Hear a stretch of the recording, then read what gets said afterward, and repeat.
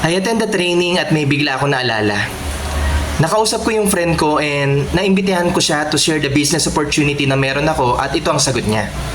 Imo, okay na ako sa work ko. Kahit papano mataas ang sahod ko. So hindi ko na kailangan yan. Ang tugon ko sa kanya, if you don't mind, magkano ba ang monthly salary ng ganyang work mo ngayon? By the way, supervisor sa isang malaking warehouse yung work niya. Tugon ko pa sa kanya, pero kung hindi ka magtatrabaho ng isang taon, as in pahinga ka lang or nagbabakasyon, may income ka pa rin ba? Tugon ng kaibigan ko, wala. Kaya kailangan ko magtrabaho. Nung narinig ko ang sagot niya sa akin, ito ang tugon ko sa kanya.